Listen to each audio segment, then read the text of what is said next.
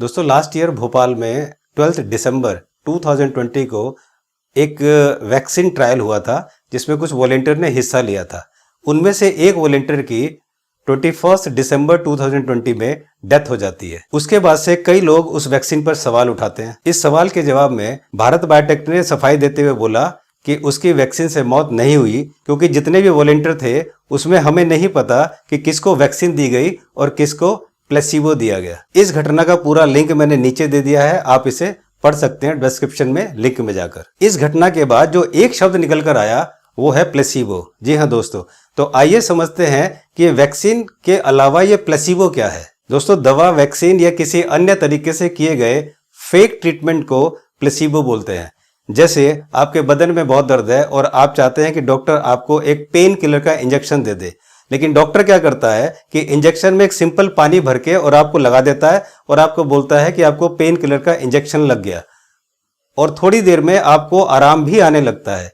तो ये जो है इसको बोलते हैं प्लेसिबो इफेक्ट। दोस्तों, प्लेसिबो इफेक्ट पर रिसर्च करने वाले अमेरिका के बेथ इजराइल डाकोनेस मेडिकल सेंटर के प्रोफेसर ट्रेड कपचुक ने हार्वर्ड हेल्थ को बताया कि प्लेसिबो का प्रभाव एक तरह से सकारात्मक सोच है जो हमारी बॉडी और हमारे ब्रेन के बीच में एक मजबूत संबंध बनाता है। प्लेसिबो एक्चुअली किसी बीमारी को ठीक नहीं करता, लेकिन आपके दिमाग में इसका भ्रम डालता है कि आपकी बीमारी ठीक हो रही है। इस रिसर्च पेपर का लिंक भी मैंने नीचे दे दिया डिस्क्रिप्शन में, आप इसे पढ़ सकते हैं। दोस्तों, अब मैं न्यूज 18 हिंदी के हवाले से एक खबर आपको दे रहा हूं जिसका लिंक मैंने फिर डिस्क्रिप्शन में दे दिया है, आप इस न्यूज को पढ़ सकते हैं। दोस्तों, 15 अप्रैल 2021 यानी 3-4 दिन पहले ही ग्वालियर एमपी में एक बस हाईवे पर जा रही थी। वो लग्जरी बस थी। उस बस में 50 पैसेंजर्स बैठे हुए थे और एक ड्राइवर था जो उस बस को चला रहा था। दोस्तों, रास्ते में कोविड मोबाइल यूनिट तैनात थी जो कि सबका जो है टेस्ट कर रही थी। तो उस यूनिट ने उस बस को रुकवाया और उसमें से जितने भी 51 लोग थे सबका एंटीजन टेस्ट किया गया। और इस टेस्ट के बाद पता लगा कि 51 में से ड्राइवर को मिला के 6 लोगों को, मीन्स एक ड्राइवर और 5 और पैसेंजर को मिलाकर इन 6 लोगों को कोरोना पॉजिटिव आया। लेकिन इन सभी 6 लोगों में किसी भी तरह के कोरोना के कोई लक्षण नहीं थे। तो उन सब लोगों को आइसोलेशन में घर भेज दिया गया। दोस्तों, जैसी ही ये खबर बस में बैठे हुए लोगों को पता चली, बाकी जितने भी लोग बैठे थे उनको जब पता चला कि बस में से 6 लोगों को कोरोना था, तो उसके बाद सब लोगों को घबराहट, बेचैनी, सिरदर्द और बेहोशी छानी शुरू हो गई और वो सारे लोग परेशान हो गए।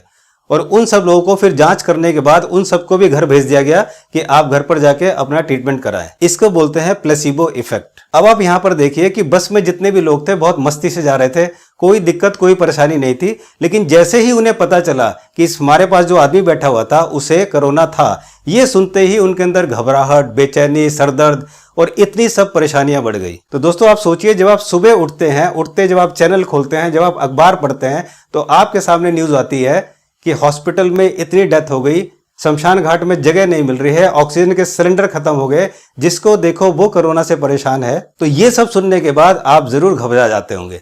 और अगर आप अपने दोस्त यार से फोन पे बात करने के लिए, अपना मूड भी चेंज करने के लिए फोन पे बात करेंगे, तो जैसे ही कॉल करेंगे फिर कोरोना की ट्यून आपको कुछ सेकंड तक परेशान करेगी। और ऐसे में दोस्तों, ये जो मौसम है, जब चेंज होता है, मौसम चेंज होते ही आदमी को सर्दी, जुकाम, बुखार होने लगता है, तो उसको एंग्जाइटी, स्ट्रेस और ये सब होने लगता है कि कहीं हमें कोरोना तो नहीं हो गया। क्योंकि दोस्तों, एंग्जाइटी, स्ट्रेस और टेंशन की वजह से हमारे शरीर में बैड हार्मोन्स रिलीज होने लगते हैं और जिसकी वजह से इतनी सारी परेशानियां बढ़ जाती हैं। मैं ये सब इसलिए जानता हूं दोस्तों क्योंकि 2019 में जब मैं एक हार्ट का पेशेंट था और जब मुझे ये दिक्कत परेशानी होती थी, तो सबसे पहले मेरे सांस लेने में दिक्कत होती थी और जैसे ही मुझे सफोकेशन होता था, सांस में दिक्कत होती थी, तो मैं एकदम से मेरी हालत खराब हो जाती थी।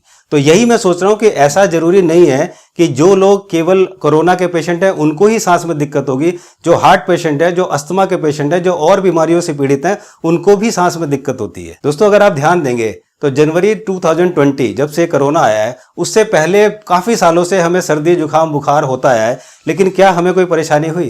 क्या हम परेशान हुए? नहीं। तो इसका क्या रीजन है? क्या आपको नहीं लगता कि ये आपको प्लेसिबो इफेक्ट भी हो सकता है? तो दोस्तों, आज से आप मेरे कहने पर एक काम कीजिए।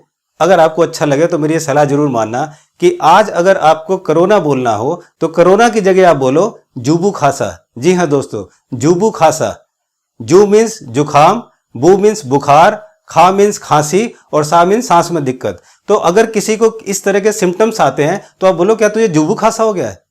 आप अगर ये ना बोलें कि आपको कोरोना हुआ है, इसकी जगह आप बोलें कि आपको जुबू खांसा हो गया, तो दोस्तों आप करके देखिए, आपको जरूर राहत मिलेगी और शायद आपको डर लगना काफी हद तक कम होगा। इस वीडियो को अपने दोस्त यारों में, परिजन में शेयर जरूर करें ताकि इस देश के लोगों का कुछ भला हो सके और कुछ मैं उनका डर निकाल सकूं। तो दोस्तों जल्दी मिलता हूं एक नई इंफॉर्मेशन के साथ जो आपको हमेशा एक राहत देगी, लेकिन तब तक आपसे निवेदन है कि आप सतर्क रहिए और स्वस्थ भी रहिए।